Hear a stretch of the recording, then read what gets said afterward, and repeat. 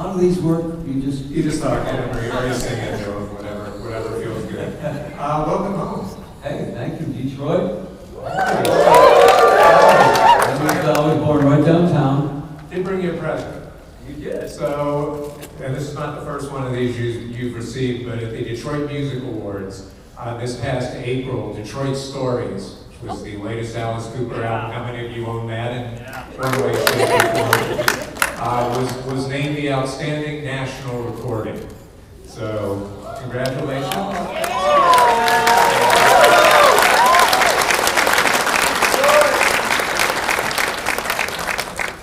that's great. I will treasure this for at least 15 minutes. We get it with that good to take it home. Oh, that's great. You know, Detroit is the home of hard rock. So, you know, as far as I'm concerned, every time I do an interview and they talk about Detroit, I said, if you're not a hard rocker in Detroit, they're going to kill you. So, I mean, being that you are here in Detroit, born and raised, Yeah. still a big fan of many teams that those of us who have given up on. What was your growing up here? What was your introduction to pop culture things? What were the things you saw and heard that you feel started to shape what Alice Cooper became? Well, you know, I mean, I was in Detroit when Elvis was first on Sullivan. And so as soon as I saw Elvis, I immediately went to my room and started imitating him. You know, started combing my hair like that, everything like that. Because Elvis was the first guy that really shocked everybody. You know, I mean, that was really, really cool. And then, of course, the Beatles did the same thing on Sullivan. But my uncle Vince, who ran the most crooked pool hall in Detroit, came over one day and he says, "You like Elvis?" "Yeah." He said, "You're going to love this guy." And he plays me Chuck Berry. And my uncle was also a guitar player, so he played the Telecaster. And he played Chuck Berry for me. And then that was the first time I ever heard a record that was driven by guitar. Guitar was the main drive on that thing. And that, I think, was really the first time I really went, oh yeah. Now, if you ask the Beatles, the Stones, Yardbirds, any of those bands, the same thing, they'll tell you that Chuck Berry was the beginning of what they did. How about local TV, radio? Were there things there that Well, Soupy Sales. I would go to school, East Detroit, at Kentner Elementary School, and I'd come home for lunch, so I could have lunch with Soupy. And Soupy was playing way above the kids' sense of humor. I knew there was a lot of stuff going on there that was way above our head, but I got it. I got all the stuff that was really funny. Later on, I got hit by a pie on the Soupy show, which was like, you know, Sinatra got hit by a pie the week before, so it was such an honor to be hit by a pie on the Soupy Sales show. Yeah, but he was a big influence on my sense of humor.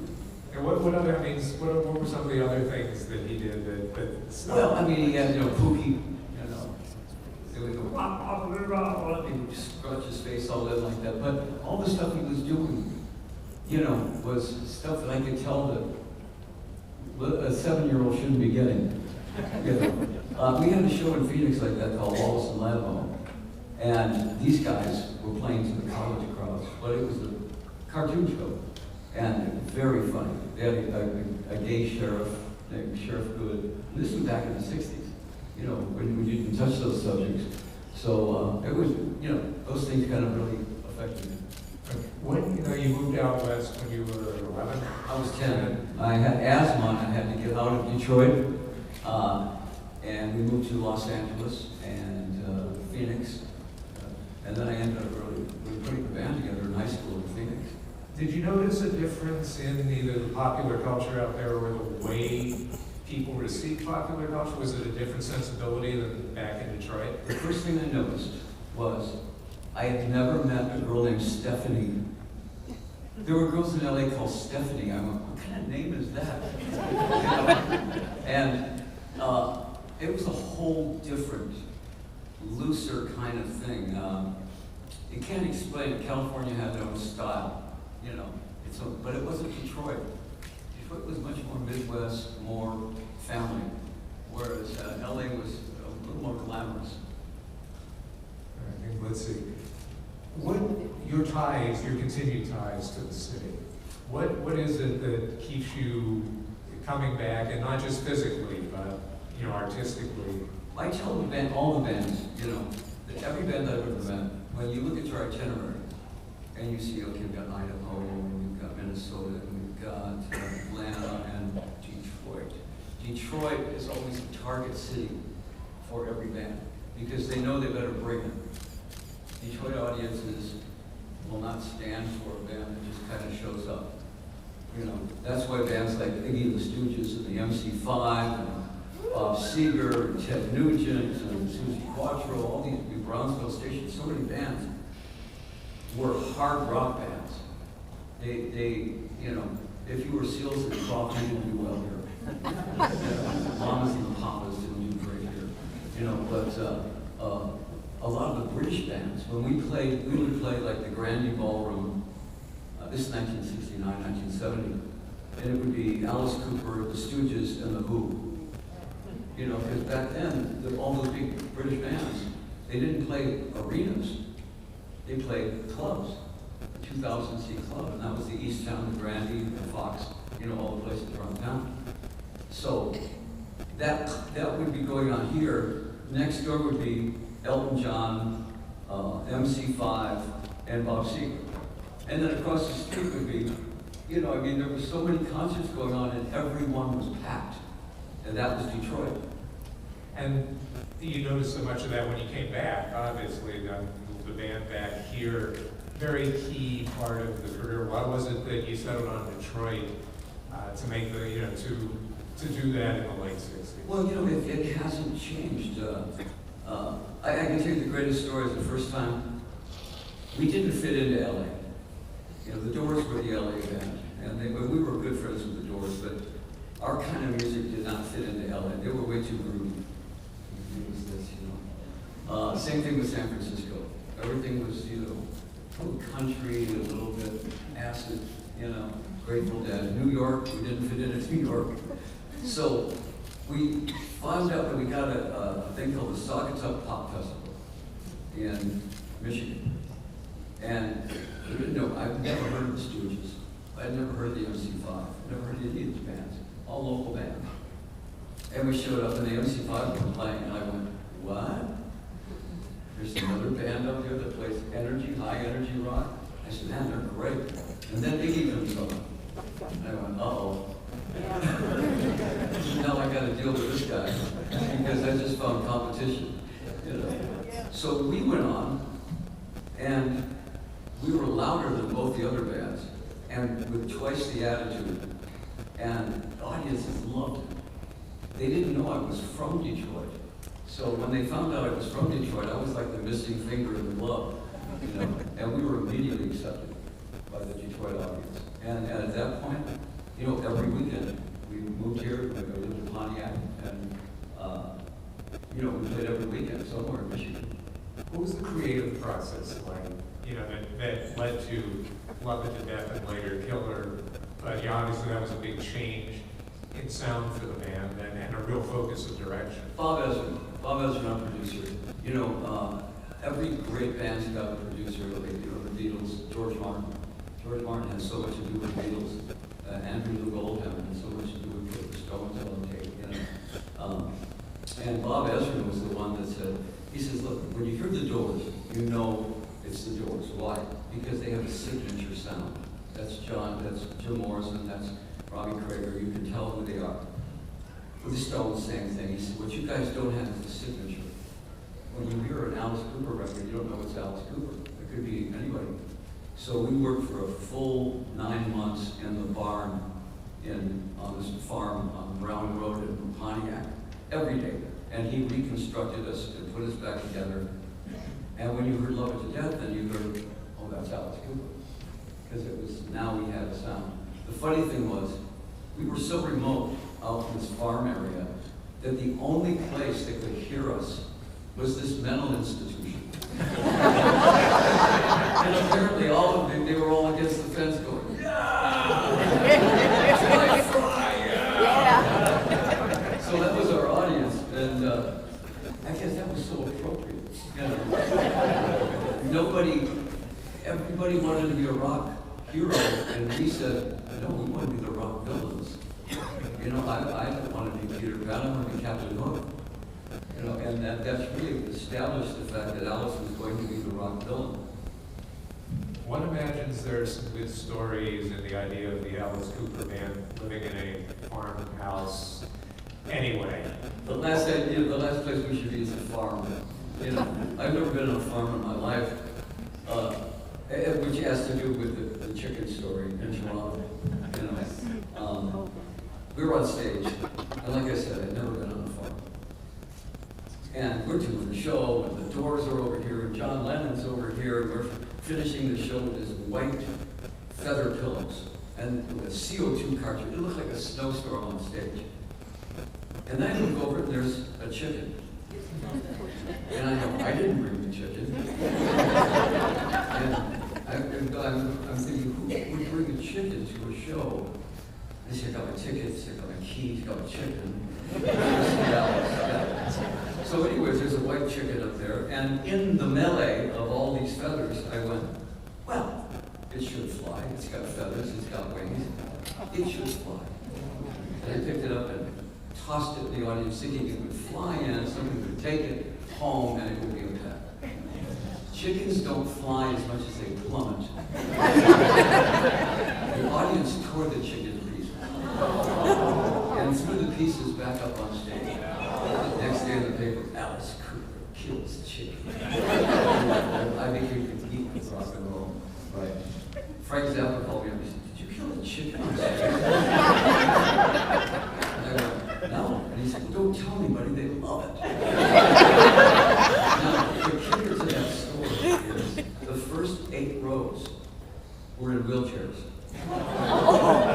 They're the ones that tore the chicken apart. Which makes it even more bizarre. so another adjunct, though, was some years later you found out how the chicken got there. Well, I found out that Chet probably brought it, my manager. He probably brought it on stage because he didn't know what I would do with it. And, but that did establish the fact that Alice was going to be the villain of rock and roll. You know?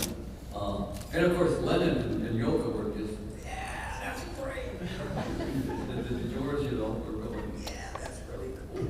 And we were going, what happened? That, though, speaks to how much performance art was your calling card, and still is the Alice Cooper calling card, but it's this great hybrid because it is comic books and horror movies, but it's also surrealist art. Talk a little bit about how all those things and where they came from. We were the first generation that was, our babysitter was the television. My mom would put us in front of the television. We'd sit there and watch TV, which meant we were watching old horror movies. We were watching cartoons. We were watching all this stuff. And things like West Side Story. The band loved West Side Story for some reason. That was just something we listened to all the time. We listened to James Bond themes all the time. We loved the Bowery Boys and old movies. So all of that started showing up in the music. We were a hard rock band. I mean, we wanted to be the Yardbirds, you know, the American version of the Yardbirds. But all of the stuff kept coming back into us, and we didn't have to force it. You know, Glenn would be playing guitar thing, and I realized he's playing the I Spy theme. You know, and then this guy, Mike's over here playing Man from U.N.C.L.E. theme in the middle of a rock song, and I went, let's keep that in. You know, that makes sense to me. And also, comedy, horror, and rock and roll, I just thought belonged in bed together. You know, those are the 3 things that make rock fun. So why not be the horror image? Why not make it like a dark vaudeville? Hell's a poppin'. Anything can happen on that stage. And I think that's what connected with people. They could not believe what they were seeing, for one thing, that the lyrics were coming to life. If you said, welcome to my nightmare, well, give them the nightmare. Don't just say it. You know, give them an entire nightmare. And that's really what established the Alice Cooper theatrics, you know. After that, you know, I mean, a lot of bands did theatrics, but I still don't think anybody does them as complete the way we do, you know. Not at all. But you were doing what was fascinating was you were doing it in the beginning on like a budget. Oh yeah, back in those days, I would go backstage, and if I found a mom, that was going to be either a girl, with her hair, it was going to be a weapon, it would be something I could ride on. We couldn't afford props, so anything we found out of place ended up being a prop, a hammer, any of that stuff. It really was guerrilla theater. Whatever happened, happened. And still, it was very weird. Household items were becoming these iconic rock kind of images. It was very strange. Andy Warhol saw it as pop art. Groucho Marx saw it as vaudeville. Salvador Dali saw it as surrealism. Everybody had a different take on what we were doing up there. And they were all right. They were all right. It was all that. It was all of those things put together. When I first went to Hollywood, I didn't want to meet rock stars. I knew all the rock stars.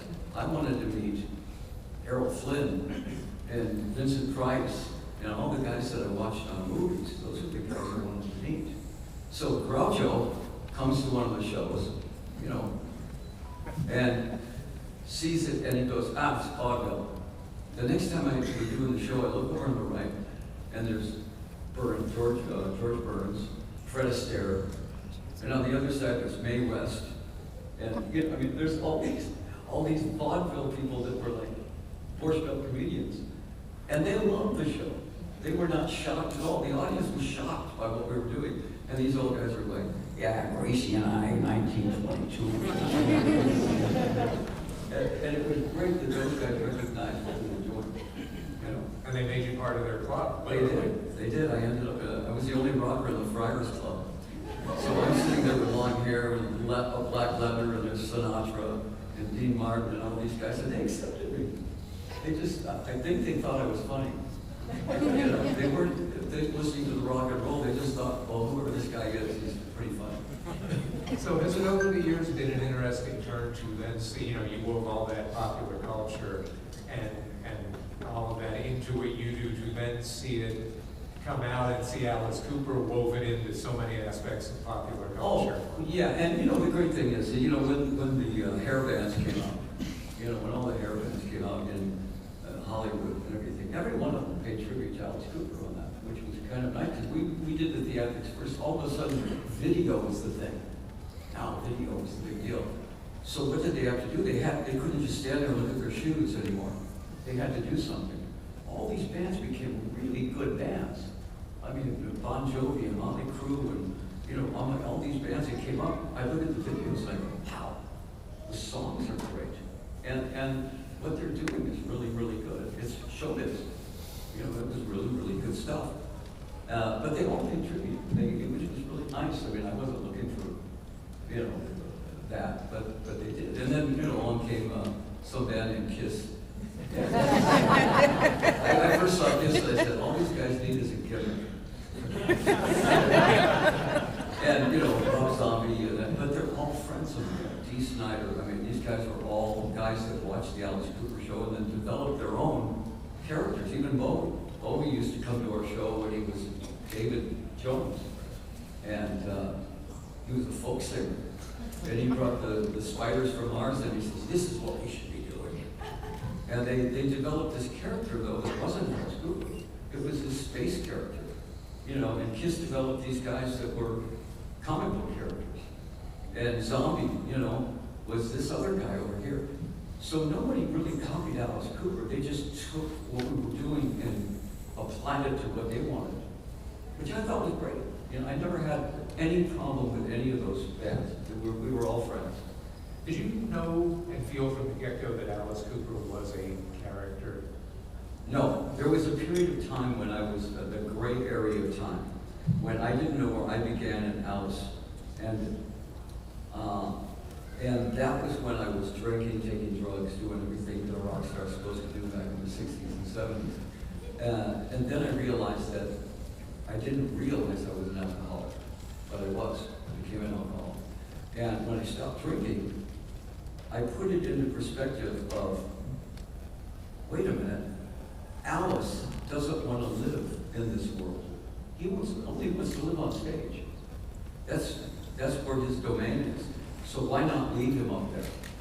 So when I play Alice now, you know, I jump out of this skin and put on his skin, and I can't wait to play him because he doesn't have the same way I stand. He doesn't talk the same way. He doesn't do anything the way I do it. But it's great to play that character. And as soon as the show's over, I leave him up there. You know, he doesn't want to go to the movies. He doesn't want to play golf. So that was the separation. And then I found out we were talking, Ezra and I'd be talking, we'd play a song and we'd go, oh, Alice wouldn't say that. You know, third person. We were talking about Alice in the third person. It made total sense to me. You know, I could write for him, but it didn't have to be him. And I think that's what saved my life, really. You know, was the fact that I separated from Alice, but I was still connected to her. There's been some interesting character development, too. I mean, the Alice who sang School's Out was different from the Alice who sang, you know, Paranormal and, yeah. You know, and was that taking it in consciously taking it in him directions, or? No, when I was doing Love It to Death, Killer, you know, those albums back in there, $1 Billion Babies, Alice was kind of the victim. He was the whipping boy for all the teenagers that felt that they didn't belong. We, you know, you know, the Eagles had all the good kids. Alice had the insane kids that didn't fit in, but there were millions of them. And Alice was the whipping boy for that. When I got sober, I went, I don't want to be that guy anymore because I'm not drinking. I'm not the victim anymore. I want Alice to be this arrogant villain. So I started playing Alice as this sort of Alan Rickman kind of, you know, condescending character. And that character was a lot more fun. And that's the way I play Alice now. I play Alice as this sort of like, you know, overblown villain. But I don't mind him slipping out of the banana peel once in a while. Before we get into questions, you guys don't have any questions yourselves. No math, by the way. Before we get into that, one thing I did want to touch on too was one of the nicest things that's gone on in the past decade or so is you and Dennis Dunaway, Neil Smith, Mike Bruce doing more again. Oh, yeah. Already doing things. What's that been like? That's just been a natural thing. I always invited them to be on the albums. You know, we hit an area after $1 Billion Babies and School's Out. There were giant records. We did Muscle of Love, and we didn't quite get there. It was top 10, but it wasn't up there where we wanted it to be, and that's because we didn't have Bob Ezra producing it. And I felt that the band was disjointed. I thought that maybe we had hit our peak. And all of us went, we never got divorced. We just separated. Mike did an album, Dennis was doing, Neil was doing, you know, Glenn passed away, which was big. He was our Keith Richards, you know. And so that hurt a whole bunch. But I did Welcome to My Nightmare, not knowing what it was going to do, and it was huge. It did really, really well. And so the band did dissipate, but we always stayed in touch with each other. There was no bad blood behind us, you know, anybody in the band. They were my best friends. So I called Dennis up and said, Dennis, I need you to play bass on this. Okay, Neil, play drums on this. Or I wanted to write a song with them. And they ended up on the last 5 albums. And we're working pretty close together right now. We just wrote like 12 songs together. So. And we're all going to have a chance to see what some of that was like, the Live from AstroTurf. Yeah. It's coming on. Tell the story about that particular show, because that was a nice piece of your history. It was interesting. The guy that engineered that was very smart. We had just done a show in Dallas, and we had a day off. And so he brought Neil, Dennis, and Mike in to his record store to do a signing, and they were going to do a couple songs. And they called me up and said, well, yeah, I'll come down. Do a couple. We did like an hour. And it ends up being on a record, and it's a video now, and it's the whole thing. It was really the most impromptu. We had no rehearsal. We just went up and played, you know. It sounded great. And it sounded great because the band plays totally different than my stage band. You know, they have a different attitude. One of my favorite things was this. We did a thing in London where my touring band is amazing. They are hand-picked, tightest band I've ever worked with. And the curtain would come down, and then when the curtain came back up, it was the original band. And we did 3 or 4 songs. And the review on that said, you know, oh, Alice last night at the O2 was this and that. It was great. Oh, man, it was just sparkling clean. And then it got dangerous. And that was because the original band didn't play like that band. The original band, when they played 18, and there was a lot of anger in it. There was a lot of anger in every song, and it was just heavy and dark. And I sing differently with that band. It was just a whole different thing. But it was amazing that the audience actually saw the difference in the two. So it's great working with Dennis, Neil, and Mike again. And I dare say most people in the room are probably wondering, since you did so much with that band here, are we ever gonna get to see that here in Detroit? Let's just say, if it were going to happen, it would be in Detroit. Yeah. Because where else? I mean, this would be the place where that band would play. You know? So, I'm just saying. Stick around for when the curtain comes up. So let's get The some. reason I'm alive today is that lady right over there. Cheryl, would you stand up?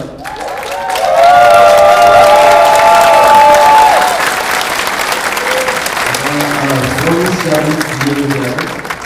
We've been married 46 years, and Cheryl plays all the characters in the show. And you know, sometimes her characters are scarier than mine. So you have to love a wife who you let kill you on those. She kills me every night on stage. So we never fight. So we have a microphone set up in the center. Line up peaceably. Those of you who are not asking the question, we ask you to take a knee so everyone can see. You don't have to